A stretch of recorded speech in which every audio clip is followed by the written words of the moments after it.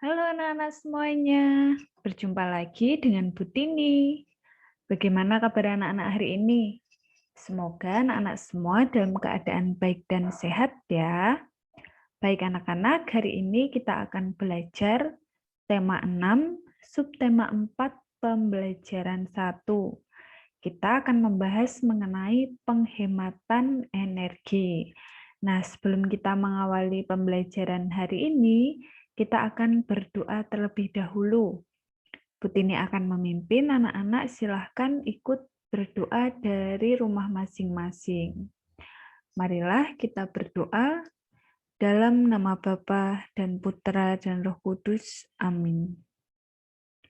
Allah Bapa di surga, kami berterima kasih atas waktu yang boleh kami terima ini. Terlebih kami bersyukur atas kesempatan belajar yang Kau berikan. Kami mohon kepadamu ya Tuhan, supaya Engkau menerangi akal budi kami, agar dapat menerima pelajaran dengan baik.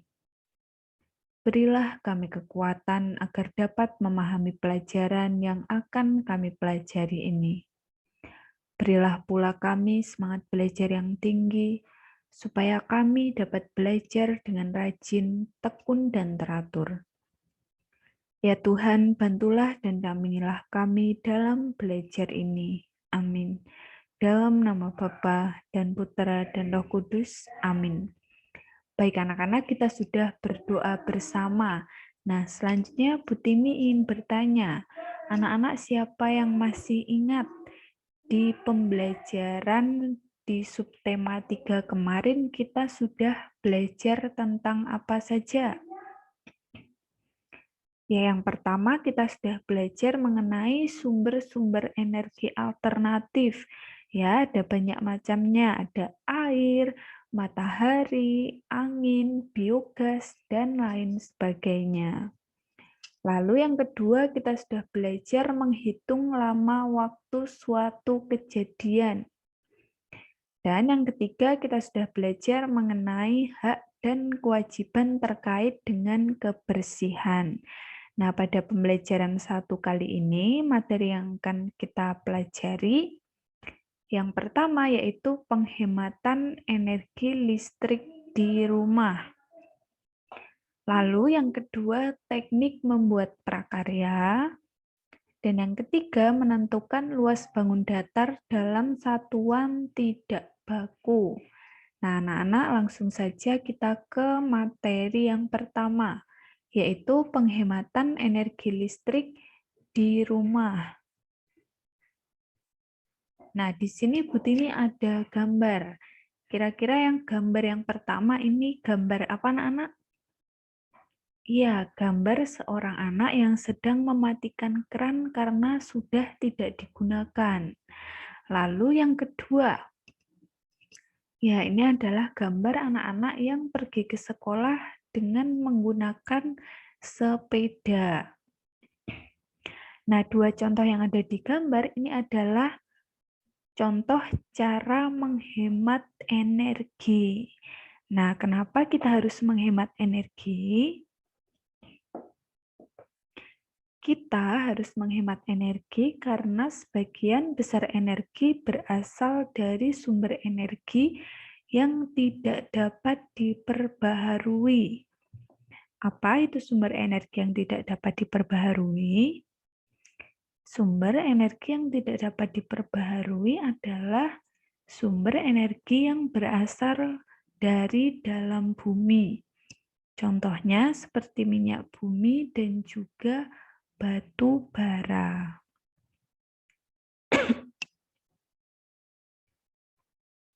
Nah, selanjutnya kita akan membaca dan mendengarkan percakapan antara Jaka dan juga Ayah Jaka. Ya, anak silahkan perhatikan dengan baik. Nah, dari percakapan ini nanti kita akan mencari informasi terkait dengan penghematan energi listrik. Ya, anak bisa ikut membaca percakapannya bersama dengan Bu Tini. Ini adalah Jaka. Lalu yang Butini tunjuk ini adalah ayah Jaka. Ya, kita mulai percakapannya. Ayah, udara hari ini panas sekali ya. Namun aku tidak merasa panas ya. Udara di dalam rumah justru terasa sejuk, padahal tidak menyalakan pendingin ruangan. Iya Jaka, coba kamu lihat tanaman di halaman rumah kita. Ada banyak tanaman di halaman rumah kita, sehingga udara terasa sejuk. Udara sejuk dari halaman dapat masuk melalui ventilasi jendela. Rumah kita memiliki ventilasi dan jendela yang cukup untuk pertukaran udara, sehingga udara menjadi sejuk tanpa menyalakan kipas atau pendingin ruangan. Wah, dengan begitu kita bisa menghemat penggunaan energi listrik ya. Benar, Jaka. Oleh karena itu, kita harus sering membuka jendela dari pagi hingga sore hari agar pertukaran udaranya lancar. Ya, Ayah, dengan membuka jendela juga membuat cahaya matahari dapat masuk ke rumah sehingga menjadi terang. Dengan demikian, kita tidak perlu menyalakan lampu pada pagi hingga sore hari. Itu berarti kita juga menghemat penggunaan energi listrik lagi ya. Betul, Jaka, kamu memang pintar. Kalau begitu, kita harus membiasakan itu semua untuk menghemat penggunaan energi listrik ya. Iya, Jaka. Nah, itu dia anak percakapan antara Jaka dan Ayah. Nah, dari dalam percakapan itu kita bisa menemukan banyak sekali informasi. Di antaranya yaitu menemukan informasi terkait penghematan energi listrik. Nah, informasi yang pertama yang dapat kita ambil yaitu membuat ventilasi dan membuka jendela agar pertukaran udaranya lancar, sehingga tidak perlu menyalakan kipas angin atau pendingin ruangan.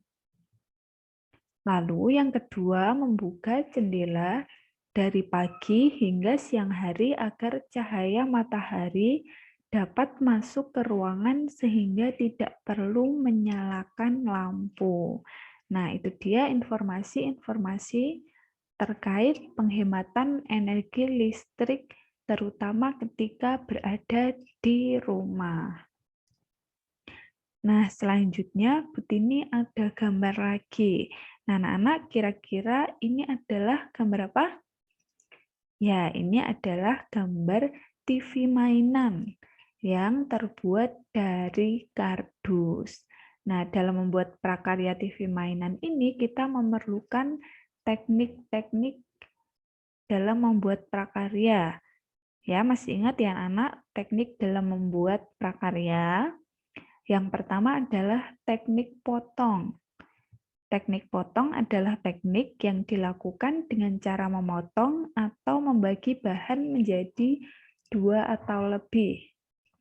Nah, alat yang biasa digunakan yaitu gunting, cutter, dan juga pisau. Lalu yang kedua ada teknik lipat. Teknik lipat adalah teknik yang dilakukan dengan keterampilan tangan dalam membentuk bahan. Nah, bahan-bahan yang bisa digunakan yaitu kertas, plastik, atau kain.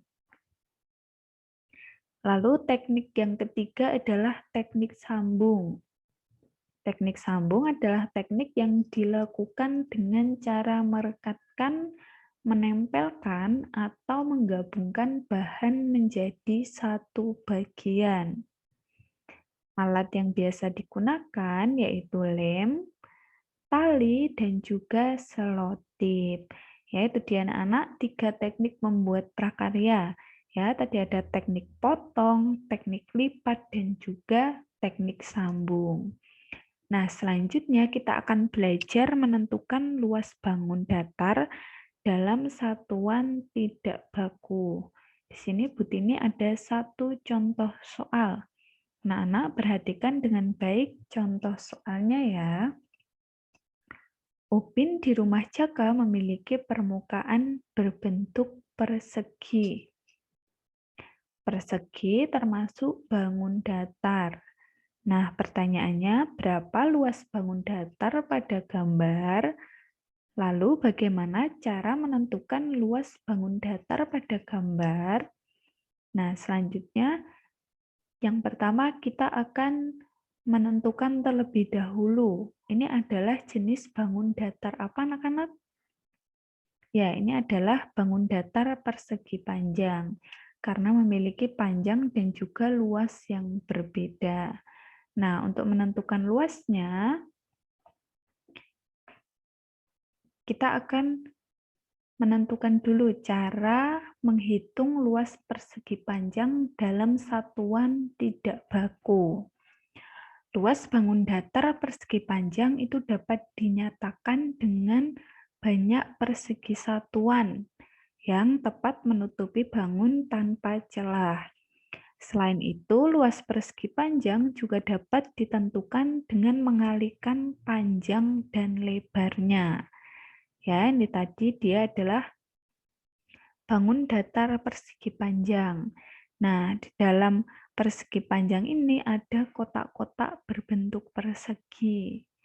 Nah, anak-anak harus ingat, kita menyebut satu kotak ini dengan satuan 1/1 Ya, satu kotak ini berarti 1/1. Nah, selanjutnya kita akan menentukan panjang dan lebar persegi panjang. Dari panjangnya terlebih dahulu kita akan hitung ya. 1, 2, 3, 4, 5, 6. Jadi panjangnya 6 persegi satuan. Lalu kita akan menghitung lebarnya. 1, 2, 3, 4. Berarti lebarnya 4 persegi satuan. Ya, kita jabarkan satu persatu. Panjang persegi panjang sama dengan 6 persegi satuan. Lalu lebar persegi panjang sama dengan 4 persegi satuan. Nah, sekarang kita akan menghitung luasnya. Luas persegi panjang. Nah, rumus luas persegi panjang sama dengan panjang dikali lebar. Nah, kita masukkan tadi angkanya yang sudah kita hitung. Panjangnya yaitu tadi 6, lalu lebarnya 4. Nah, kita kalikan 6 dikali 4. Berapa anak-anak hasilnya? Ya, hasilnya 24.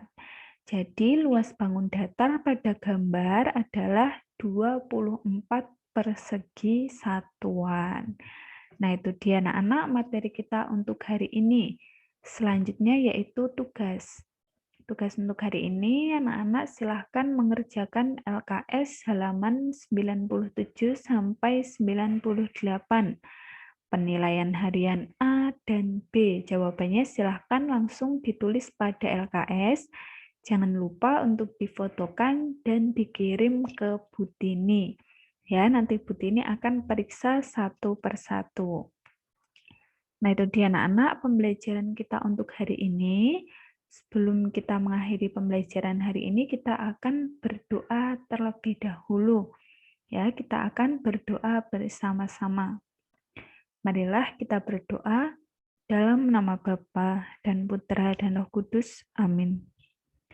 Allah Bapa kami bersyukur kepadamu atas berkat dan penyertaan-Mu selama kami belajar tadi.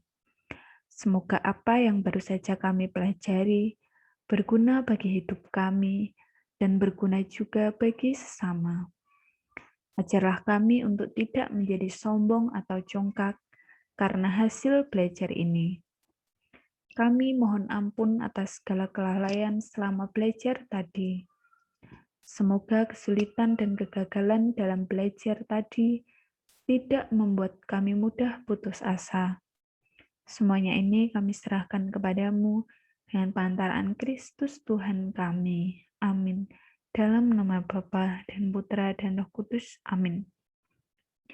Baik anak-anak, terima kasih karena sudah mengikuti pembelajaran online hari ini. Jangan lupa tugasnya dikerjakan.